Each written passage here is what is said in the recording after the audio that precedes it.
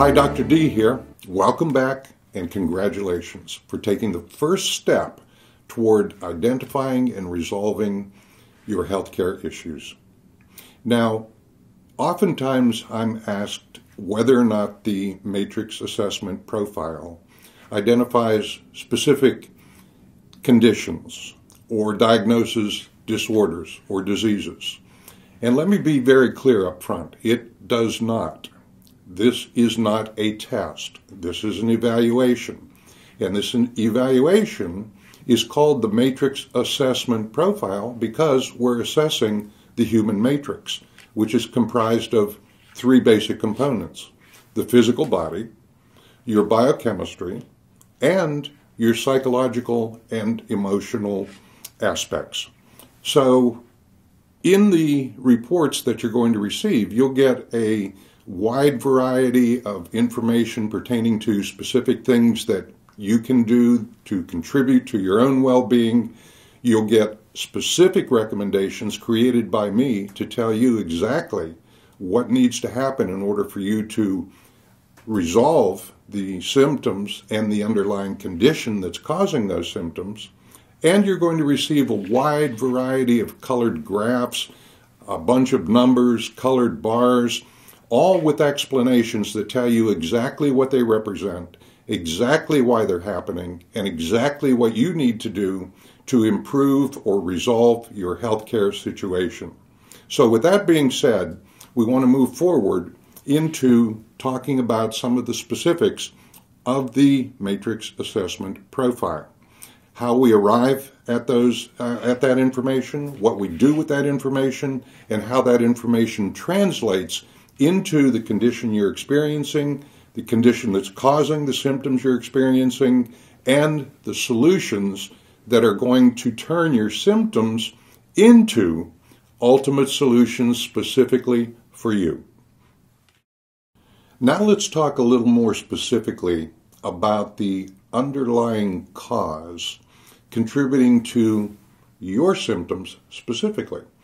And as you know, there are 5 possibilities in terms of the information that we have extracted from the evaluation of the urine and the saliva, from your intake form, from your history, and from my interpretation of all of this data. So your specific condition is called congestion and stagnation. And what that means is that you are producing more waste product than your body is capable of eliminating on a 24-hour cycle, and therefore that excess waste product has to be stored.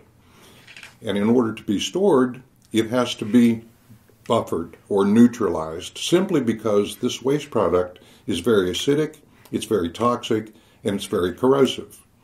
Now, obviously, none of these things occurs in a vacuum, so there are always other things going on in the profile.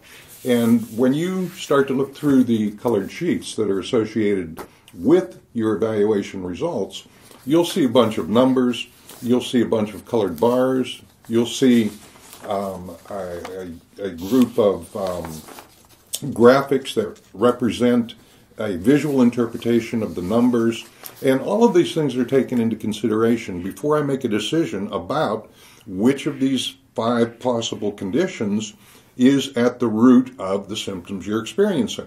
So once again, those 5 possibilities are nutrient deficiencies, digestion, congestion stagnation, the elimination compromise, or stress.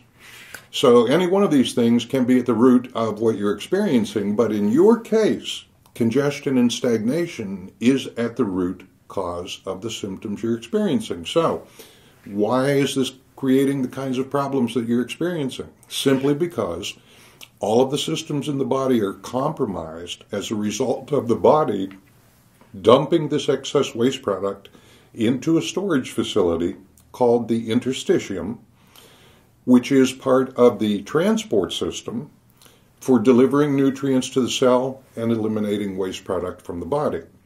So it's equivalent to a traffic jam on a busy highway on a Friday afternoon that's backed up for several hours. Nothing is moving. And if nothing is moving, the cells can't get the nutrients that they need to continue to function. So they either begin to deteriorate in their ability to perform normal function, or they simply begin to reallocate their assets, if you will, to slow down whatever it is that they're dealing with until they have access to those nutrients. And this huge burden of waste product compromises the ability of every major system in your body to function normally. So everything begins to slow down. Everything begins to be compromised. And then there are side effects that occur as a result of this condition existing over an extended period of time. For instance, if you have congestion and stagnation, everything is moving more slowly than it was designed to. And as a result of that, this accumulated burden of acidic waste product, to give you a single example, has to be buffered. In order to be buffered or neutralized, it requires certain specific nutrients, in particular minerals. Now, these alkaline minerals have to cross this barrier of the congested transport system in order to get to the cells, in order to get to the stored waste product. And so if the body is consuming this vast quantity of alkaline minerals simply to buffer the stored waste product, then in fact you've become nutrient deficient. And in becoming nutrient deficient, the body has now begun to look for resources to stabilize the function of the systems that are compromised by the congestion and stagnation, and they start looking for alternatives to buffering agents. And the first place they look is water.